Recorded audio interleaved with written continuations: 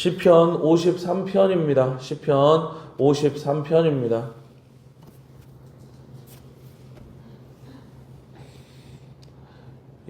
시편 53편 다 함께 합독합니다. 시작. 어리석은 자는 그의 마음에 이르기를 하나님이 없다 하도다. 그들은 부패하며 가증한 악을 행하며 선을 행하는 자가 없도다. 하나님이 하늘에서 인생을 굽어 살피사 지각이 있는 자와 하나님을 찾는 자가 있는가 보려 하신즉 각기 물러가 함께 더러운 자가 되고 선을 행하는 자 없으니 한 사람도 없도다. 죄악을 행하는 자들은 무지하냐. 그들이 떡 먹듯이 내 백성을 먹으면서 하나님을 부르지 아니하는도다. 그들이 두려움이 없는 곳에서 크게 두려워하였으니 너를 대항하여 진친 그들의 뼈를 하나님이 흩으심이라. 하나님이 그들을 버리셨으므로 내가 그들에게 수치를 당하게 하였도다. 시온에서 이스라엘을 구원하여 줄 자 누구인가. 하나님이 자기 백성의 포로된 것을 돌이키실 때에 야곱이 즐거워하며 이스라엘이 기뻐하리로다. 아멘. 네, 사랑하는 가족 여러분, 그리고 기도의 자리를 지키시는 성도 여러분 평안하셨나요? 어둠을 뚫고 이 새벽 주님 앞에 나오신 여러분의 심령 위에 하나님의 은혜가 풍성히 임하시기를 전심으로 소망합니다. 우리가 오늘 함께 묵상할 시편 53편은 언뜻 보면 시편 14편과 쌍둥이처럼 보입니다. 거의 흡사한 내용이 담겨져 있어요. 하지만 오늘 말씀에는 조금 더 서늘하고 조금 더 강력한 하나님의 심판의 메시지가 숨어 있습니다. 시편 14편과 비슷하고 흡사해 보이는데 오늘 말씀에는 그것보다 더 강한 조금 더 서늘한 심판의 메시지가 있다는 거예요. 시인은 이 시를 마할랏에 맞춘 노래라고 부릅니다. 마할랏은 질병이나 슬픔을 뜻하는 단어예요. 즉 이 시는 하나님을 잃어버리고 병들어버린 시대를 바라보며 부르는 다윗의 애타는 탄식이라 할 수 있습니다. 오늘 표제어를 보면 다윗의 마시길 인도자를 따라 마할랏에 맞춘 노래라고 써 있는데 이 마할랏이라는 단어가 질병이나 슬픔을 뜻하는 단어라는 거예요. 그런데 이 질병이나 슬픔이 말씀을 읽어보면 개인적인 질병이나 개인적인 슬픔이 아니잖아요.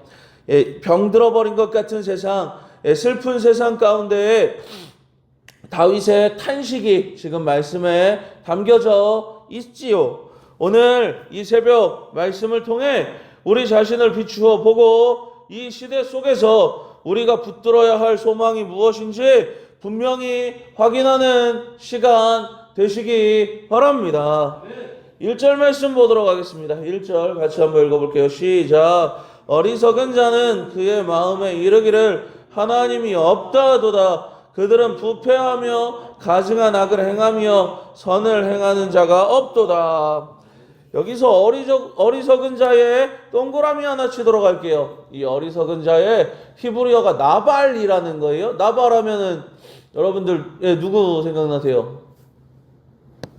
사무엘, 그 사람 생각나셔야 됩니다. 어쨌든 이 나발입니다. 나발은 지능이 모자란 사람, 그러니까 표면적으로 보면은 조금 어리석은 사람을 말하는 것입니다.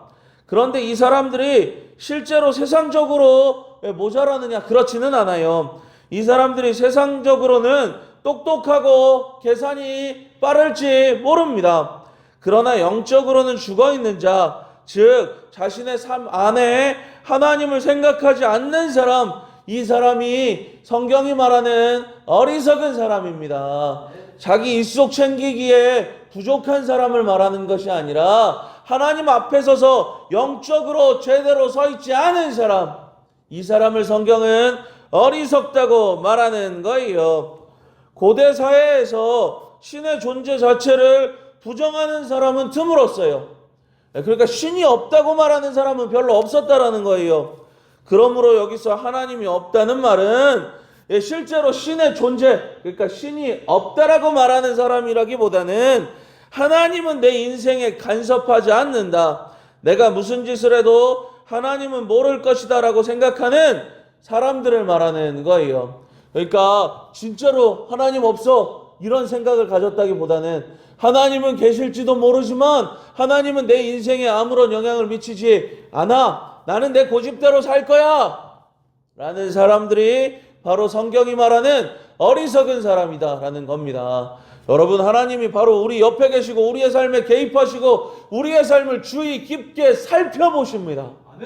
그러니까 우리가 잊어서는 안 되는 게 우리가 늘 하나님 앞에서 살아가고 있다는 거예요. 내가 말하는 것, 내가 생각하는 것, 내가 행동하는 모든 것이 주님 앞에서 숨길 수가 없다는 겁니다. 그러니까 주님 앞에서 살아가는 인생임을 기억하고 늘 주님 앞에서 살아가듯 의식하는 삶을 사는 우리들 되시기를 바랍니다. 하나님이 없다라는 생각이 마음에 들어오면 사람들은 필연적으로 부패합니다. 여기 1절 말씀, 부패에 동그라미 하나 칠게요. 부패. 부패는 뭐가 부패예요, 여러분들? 우리 예빈이가 좋아하는데 뭐 그렇게 많이 쌓여져 있어가지고 이렇게 이것저것 떠다 먹는 게 부패. 뭐 물론 그것도 부패인데 여기서 말하는 부패는 그건 아니고 썩었다라는 거지요. 썩었다라는 거예요. 1절의 부패는 노아의 홍수 때 쓰였던 단어입니다. 속이 완전히 썩어버려서 회생 불가능한 상태가 되는 거예요.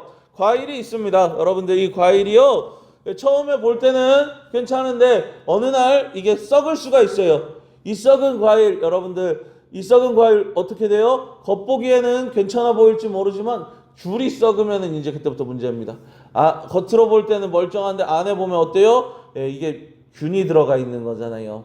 썩은 것들은 먹으면 우리 몸에 병이 생기게 되거나 혹은 그 썩은 것 때문에 제대로 된 효과를 발휘할 수가 없는 거죠. 처음 과일은 우리 육신에 좋은 것을 주지만 이것이 썩어버렸을 때에는 그 속에서 나쁜 것을 계속 만들어 낸다는 겁니다.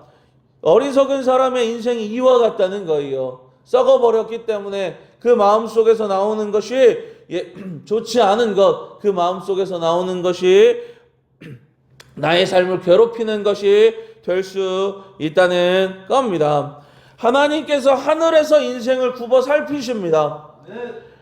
혹시나 하나님을 찾는 자가 있는가 하고 보시지만 결과는 참담합니다. 3절 말씀 보도록 하겠습니다. 3절입니다. 시작. 각기 물러가 함께 더러운 자가 되고 선을 행하는 자가 없으니 빗줄입니다. 한 사람도 없도다. 한 사람도 없도다. 하나님께서 하늘에서 인생들을 굽어 살피셔서 하나님을 찾는 자가 있는가 하고 보시지만 결과는 참담합니다. 한 사람도 없습니다. 사랑하는 여러분, 이것이 로마서가 말하는 인간의 적나라한 실존입니다. 은혜가 없으면 우리도 똑같습니다. 내 이익 앞에서 하나님을 잠시 지워버리고 싶을 때가 우리 인생에 있을 수 있다는 거예요. 잠깐 하나님 모른 척하면 내가 세상적인 유익을 얻을 수 있을 것 같을 때가 우리 인생에 있다는 겁니다. 아무도 보지 않는 곳에서 많은 사람들이 자주 하나님이 계시지 않는 것처럼 살아간다는 거예요. 이 말씀을 읽으며 손가락질하기 전에 마음을 쳐야 합니다. 주여, 내 안에도 이러한 어리석음이 있습니다. 주님, 하나님을 늘 의식하는 삶을 살게 하여 주옵소서 라고 기도하는 심정으로 나아가야 되는 거예요. 가장 중요한 것은 나를 먼저 살피는 겁니다. 나를 살펴서 내 안에는 이러한 모습이 없는지 살피고 주 앞에 늘 기도하며 온전히 서려 발버둥치는 우리들 되시기를 바랍니다. 세상의 이익에 따른 계산기를 두드리며 이건 도저히 안 돼, 이건 내 힘으로 해야 돼 하며 불안해하지는 않으셨나요? 많은 신앙인들이 그렇게 신앙생활합니다. 기도 막 해놓고 하나님께 맡긴다고 막 해놓고 정작 나가서는 하나님을 우리 인생의 계산기 안에 넣어놓지 않는다는 거예요. 그렇게 기도했는데 나가서는 누구 힘으로 살아요? 내 힘으로 살고 내 생각으로 살아갈 때가 너무 많다는 겁니다. 하나님을 우리 인생의 계산에서 빼버리면 남는 것은 막막함과 두려움 뿐입니다. 오늘 이 새벽 우리 하나님을 우리 삶의 가장 큰 상수로 놓고 나아가시기를 바랍니다. 하나님이 계시지라고 고백하는 순간 굳어있던 우리의 마음이 녹고 우리는 다시 평안한 쉼을 그리고 평안한 숨을 쉬게 될 줄 믿습니다. 하나님을 무시하는 자들은 세상에서 승승장구하는 것처럼 보입니다. 고집스럽게 내 뜻대로 고집스럽게 내 맘대로 행동하니까 그 사람 뜻대로 세상이 움직이는 것 같고 실제로 그렇게 되기도 합니다.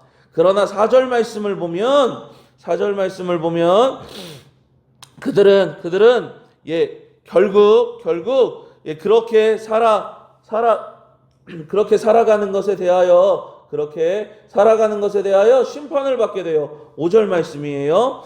5절 말씀 같이 한번 읽어보겠습니다. 시작. 그들이 두려움이 없는 곳에서 크게 두려워하였으니 너를 대항하여 진친 그들의 뼈를 하나님이 흩으심이라. 하나님이 그들을 버리셨으므로 네가 그들에게 수치를 당하게 하였도다 라고 기록하고 있어요. 여러분들 여기 밑줄 하나 칠게 두려움이 없는 곳에서 크게 두려워하였다라는 겁니다. 이게 무슨 뜻인가요? 그들이 이제는 안전하다, 내 힘이 완벽하다, 아무 문제 없다라고 생각하는 바로 그 순간 예상치 못한 하나님의 심판이 벼락처럼 임했다는 겁니다.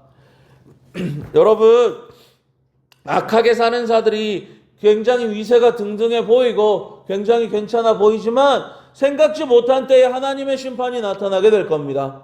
생각지 못한 때에 하나님께서 그들의 인생을 치실 거예요. 소망하기는 하나님 바라보며 여러분들 우리 삶을 계획하시고 우리 삶을 세워 나가시기를 전심으로 소망합니다. 그리고 말씀을 보면 또한 이렇게 기록하고 있잖아요. 너를 대항하여 진친 자의 뼈를 하나님이 흩으심이라라는 말씀이에요. 역사적으로 아수르 군대 18만 5천 명이 예루살렘을 포위하고 조롱했을 때 하룻밤 사이에 그들이 모두 송장이 되었던 것 여러분들 아실 겁니다. 뼈를 흩으신다는 것은 고대 사회에서 가장 큰 저주이자 수치입니다. 하나님은 당신을 무시하고 당신의 백성을 괴롭히던 자들을 가장 안전하다고 느끼는 순간에 무너뜨리신다라는 것이 성경의 증언입니다. 여러분 세상이 커 보이시나요? 악인들이 득세하는 것 같아 두려우신가요? 위축되지 마시기 바랍니다. 하나님께서 다 보고 계십니다. 하나님을 계산에 넣지 않은 그들의 강함은 모래성처럼 한순간에 무너질 겁니다. 지금 우리를 힘들게 하는 풀리지 않는 문제 때문에 밤잠 설치지 않으신가요? 나를 힘들게 하는 사람들의 기세가 너무 등등해서 내가 너무 초라하게 느껴지지는 않으신가요? 두려워하지 마시기 바랍니다. 하나님은 당신의 자녀가 떡 먹듯이 당하는 꼴을 보고만 계시지 않으십니다. 그들이 가장 안전하다고 믿는 그 순간에 하나님은 여러분을 위해 일하실 것입니다. 그 싸움은 우리의 몫이 아니라 하나님의 몫입니다. 그러니 오늘 하나님 뒤에 꼭 숨으시는 시간 되시기 바랍니다. 하나님께서 우리의 든든한 방패가 되어 주실 것입니다. 결국 다윗은 인간의 힘으로는 답이 없음을 깨닫고 눈을 들어 하나님을 바라봅니다. 6절입니다. 같이 읽습니다. 시작. 시온에서 이스라엘을 구원하여 줄 자 누구인가? 하나님이 자기 백성의 포로된 것을 돌이키실 때에 야곱이 즐거워하며 이스라엘이 기뻐하리로다. 아멘입니다. 다윗은 내가 군대를 이렇게 이기겠다고 하지 않습니다. 내가 힘을 써서 승리하겠노라고 이야기를 하지 않아요. 구원은 시온에서 즉 하나님께로부터 와야 합니다. 인간 내부에는 구원의 능력이 전무하기 때문입니다. 이 고백은 장차 시온의 왕으로 오실 예수 그리스도를 바라보게 합니다. 죄로 인해 부패하고 하나님이 없다 하며 살아가는 우리를 위해 친히 십자가에서 뼈가 으스러지는 고통을 당하시고 우리를 구원하신 하나님의 사랑만이 우리의 유일한 소망입니다. 사랑하는 가족 여러분, 혼자서 다 짊어지려고 애쓰지 않으셔도 괜찮습니다. 인생에 얽힌 실타래를 내 손으로 풀려고 발버둥 치면 더 조여들 뿐입니다. 예, 제가 군대에서 이렇게 포승하는 방법을 배웠어요. 내가 또 교관 출신이잖아. 몰랐구나. 저 교관 출신인데 이렇게 포승줄을 맵니다. 포승줄을 매면은 이렇게 되죠. 이렇게 되는데 이걸 풀라고 했으면 더 꼬여버립니다. 이게 풀려고 했으면 더 꼬여요. 그럼 이 실타래는 어떻게 해야 돼요? 누군가 풀어줘야 되는 거죠. 내 힘으로는 안 되는 거예요. 우리 인생에 묶인 실타래도 내 힘으로 풀려고 하면 꼬입니다. 그러나 하나님께서 풀어주시면 순식간에 풀려 버리더라는 거예요. 오늘 하루 하나님 저는 할 수 없지만 하나님은 하실 수 있습니다. 하나님께 맡깁니다 라고 고백하는 시간 되시기 바랍니다. 주님이 주시는 참된 자유와 기쁨이 우리의 무거운 어깨를 가볍게 하여 주실 줄 믿습니다. 말씀을 맺습니다. 세상은 하나님이 없다고 소리칩니다. 힘 있는 자가 약한 자를 떡 먹듯 삼키는 것이 능력이라고 말합니다. 뻔뻔한 세상의 위세 앞에서 우리는 때로 초라해지고 낙심되기도 하지요. 그러나 오늘 말씀은 분명히 우리에게 말합니다. 하나님께서 다 보고 계신다고 말입니다. 악인이 평안하다고 느끼는 그 순간 하나님은 그들의 뼈를 흩으실 것입니다. 그러므로 우리는 세상의 방식, 나발의 방식을 부러워하거나 따라가지 않아야 합니다.